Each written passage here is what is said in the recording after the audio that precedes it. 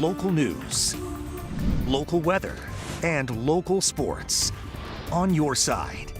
Channel 2 News at 6 starts now.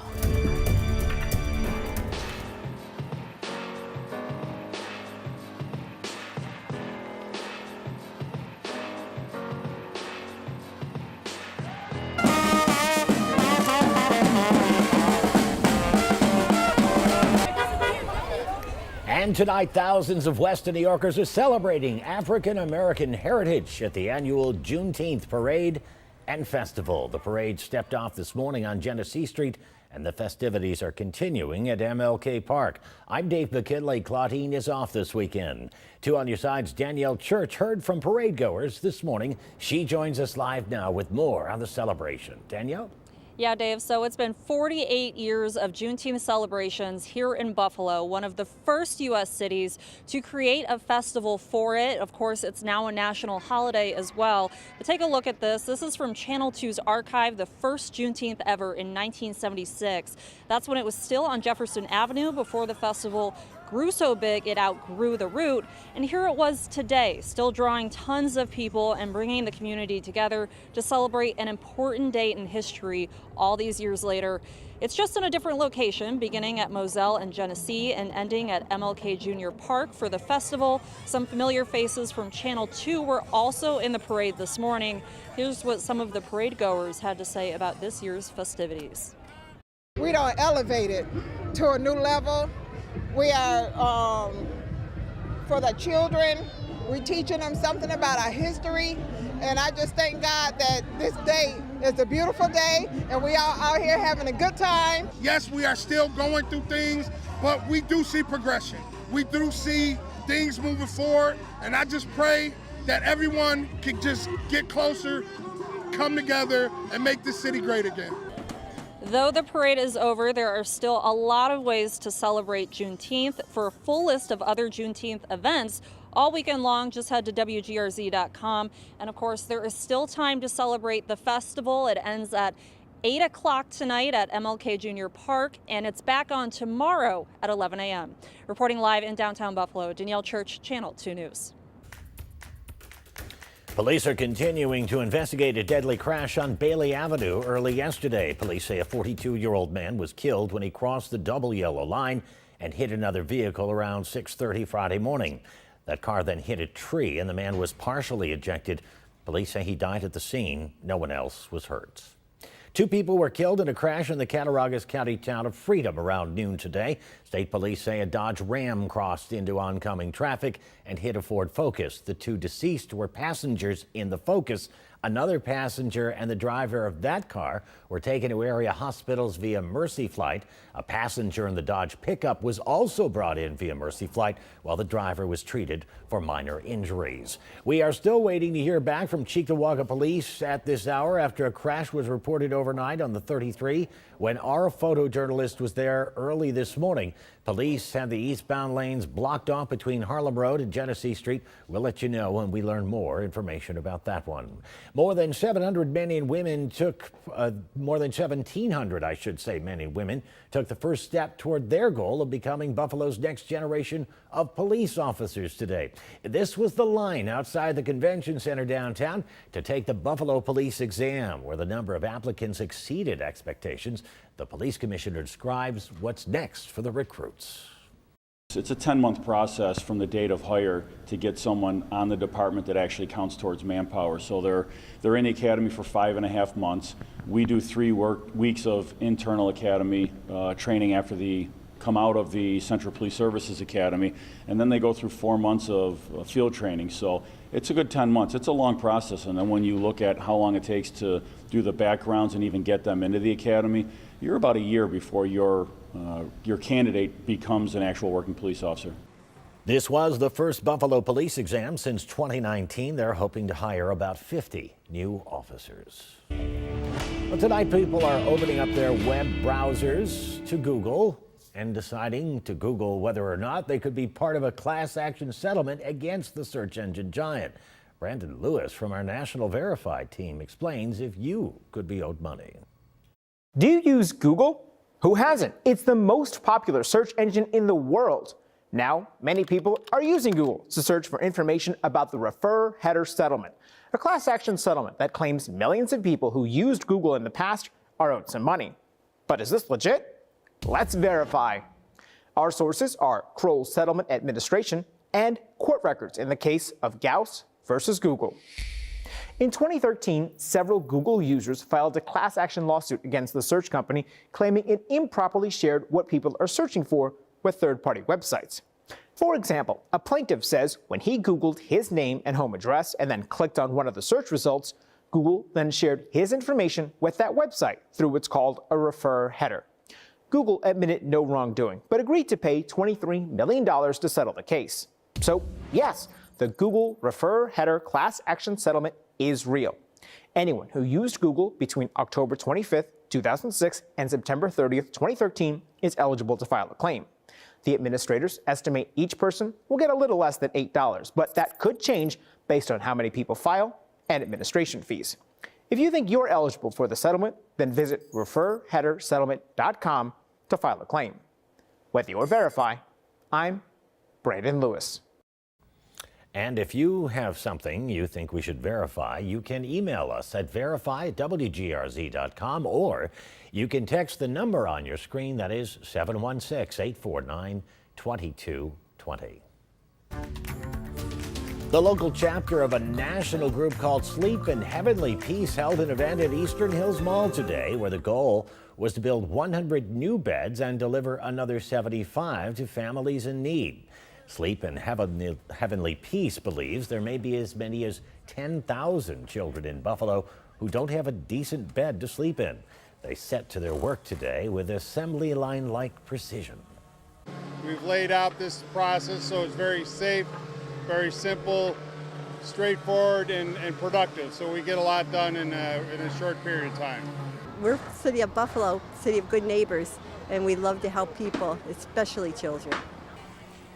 And there were many helping hands on hand. About 200 volunteers participated in today's event. 3, 2, 1. There it is, a special ribbon cutting ceremony held this morning at Buffalo's newest sensory garden. Home Beneath Our Feet has officially opened up their all-inclusive and wheelchair accessible community garden on Ellicott Street. We had a cleanup day where everyone came out to enjoy themselves to clean up the neighborhood. The massacre happened. So we wanted to do a direct response and create a platform for folks to heal, have conversations and healing circles to build and restore ourselves and everyone around. This garden features produce, flowers, and even a pond to relax by. And another great way to relax, a round of golf or two. Lindsay joins us now with sports. Oh yes, Dave. Relaxing for us, probably not so much for them. But round 3 of the U.S. Open has been underway on NBC and Channel 2 since about noon earlier this afternoon. So a bit of a later start than normal. Also a smaller group after the cut yesterday. But that still means that some of the top runners in the tournament so far, like McIlroy, Clark, and of course Fowler, are just now about to tee off. And speaking of Fowler, a quick recap from round 2 yesterday, just in case you missed it. My goodness, Ricky Fowler was the birdie king and came out of day 2 and into round 3 on top at 10 under. He started the tournament making history, and he did it again last night. Just 1 year after being named an alternate, Fowler broke the U.S. Open record for the most birdies through 36 holes with 18. So again, round 3 is in the works now, and we'll be sure to have you covered with full highlights of the best moments that come out of round 3 tonight at 11.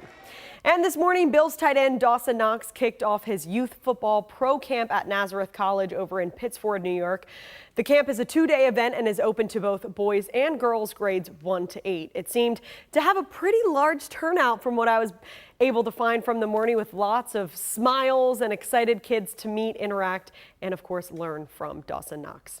And finally, for now, the Bison's game over at Salem Field is just now getting underway against the Syracuse Mets after the game last night was called in the 5th inning due to heavy rain, resulting in a 6-0 win for the Mets. Surely not ideal for the Herd, but they will be looking to add another win to the column before tomorrow's Father's Day game. Again, I'll have full updates on the game tonight at 11. But for now, reporting in studio, I'm Lindsay Moppert, Channel 2 Sports. Well, it was a really nice day. I mean, we had just one of the most miserable weeks across Western New York with all the rain and all the cloudy conditions, the wind. So today was kind of a welcome turnaround because it was dramatically different and it was pretty warm out there. But the heat really starts to build as we head into next week. But I will say that you probably also noticed that things are a little smoky out there, especially since we didn't have a clear blue sky. That would have happened today if not for some of those gusty northerly winds that we had. So everything kind of, there's like a cause and effect for everything. So we have smoky conditions as we head back into Father's Day and Monday too. So certainly worth taking a peek. So this is what it looks like across Western New York. Notice some of the haze out there. Again, it's not, this should be blue. This should be this color blue, but it's not. So that's what we're dealing with. Some of that haze, the smoke is just suspended in the atmosphere. The northerly wind was driving it into Western New York, so just sweeping it in, and now it just kind of lingers here. But ultimately, it's not nearly as bad as what we were dealing with last week, because that was really, really bad. So these were the temperatures for the last 5 days. I mean, look at that. I mean, this is kind of, what you expect in the spring, but people weren't a fan of this during the middle of June. But what's on the way is much better. I think people are going to like that a lot better, with temperatures headed up into the low 80s. And we're also talking about a little bit of humidity making its way back in too. So it's going to feel a lot different. And summer actually begins on Wednesday. I just had to pick the right bar there, but I actually don't know if I did, but let's show you what we've got going on in terms of the smoke. So, in terms of the light amount of smoke all the way out towards the dense kind of smoke that we had last week, it really starts to tell the story that we're going to get a little bit more as we head through the evening. I'd say during the overnight, as we head into Sunday morning, a smoky sunrise is definitely in order as we kind of work our way through the scale here. So you'll notice that those smokier conditions will be with us for the bulk of our Sunday on Father's Day. Now, is this the type of air quality that means absolutely everything should be inside? No, I would say if you have an early tea time, if you got to add some extra golf time, you should be okay, but just make sure you take plenty of breaks. But as we go through the day, again, it could be a little bit more dense as we head towards the afternoon. And then by the evening, noticing that we're still kind of plugged into some of that smoke that's still around. But again, we're only kind of in the middle of this kind of scale here in terms of how intense it's going to be. And Monday, again, still dealing with some of that smoke as it just kind of lingers.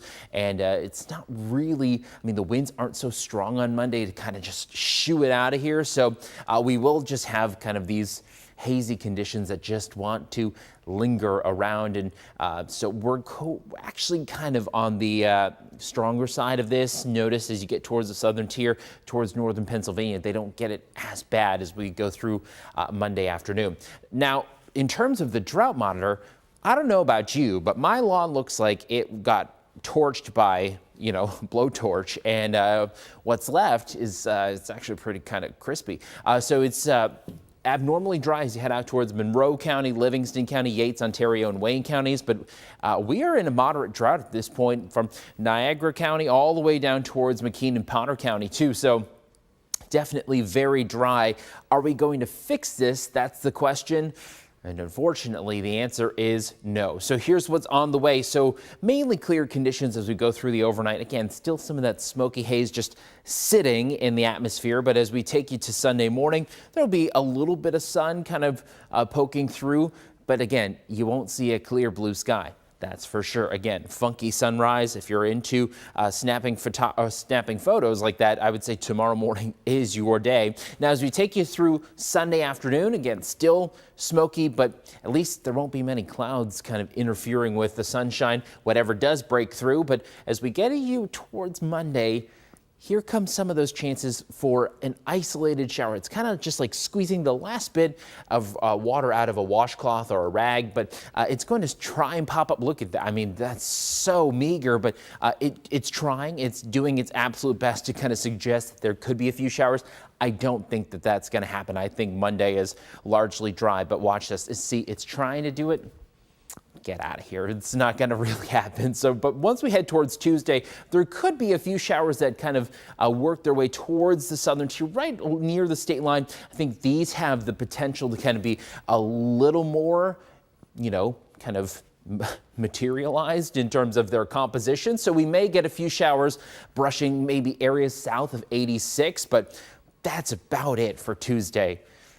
I would say the potential is quite low. So in terms of, you know, what we're showing you here, again, not expecting a ton of rain, but this is kind of got a heavier hand. Again, this model that we're showing you when it's zoomed out so far, this is more of a macro view, kind of just if you were taking a look from way up, that there may be some rain. Is it overdone? Just a little bit. But Wednesday looks like it's going to be a day where we could squeeze in another shower or two, but at this point, lots of time that will be dry. But again, some of this is just not holding together very well when we compare other models. Now, as we take you to Thursday, no issues there. Friday, no issues. As we head towards Friday afternoon, the clouds are back, and watch this precipitation work its way in. I think Saturday is going to be a wet one, and we know that's a big graduation day across Western New York for high schools, so hopefully it's not outside, because at this point, it looks like we will be dealing with some rain shower activity as we head towards high school graduations, especially the ones on Saturday. So what's on the way in terms of wind gusts? Not much. We have light winds, and that's why some of that smoke is just going to sit. You know, it just doesn't get nudged out of the way. If we had really stronger winds, it would kind of dissipate that smoke, but when you have wind gusts that are around 8 to 10 miles an hour, it doesn't do very much, okay? And as we head towards Monday, same deal. It's just kind of a stagnant situation. It's just kind of like sitting there. It's like if you were sitting down and you had a toddler trying to move you, they're not going to move you very far, right? So that's kind of the same deal with the smoke. As we head towards Monday evening, though, that's when a little bit of it will start to dissipate with that northeasterly flow. But again, not too significant. So we're not expecting a lot of wind in the next couple of days either. So here's the forecast. We're looking at a lot of sunshine, and especially for Niagara and Orleans County, and also for the Buffalo zone, I'd say it's sunshine all across the board. And really, I mean, it's pretty uniform in terms of the temperatures. We're talking about the low 80s for Monday, Tuesday, and Wednesday. Notice the humidity will start to build as we head towards Tuesday and Wednesday once the winds start to shift the direction more towards the south. I'd say Friday is the hottest day, but that's also because it's pumping in more of that moisture in advance of the rain that's coming our way on Saturday. So we've got cooler temperatures there with some of that rain cool there on the way. I think Saturday definitely is our best chance for some widespread rain. But as we take you to the south towns and the southern tier, I'd say, you know, we're really just waffling between whether to have a tiny bit of rain there. But as of right now, I'm calling for no rain in the southern tier. But all in all, everybody should stay dry for most of the week. And yes, we are reserving Saturday as the day where we will be dealing with some rain showers across Western New York, and some of it could be on the steadier side. So we're going to keep you updated on the very latest there. But thanks for tuning in for an extended look at your forecast.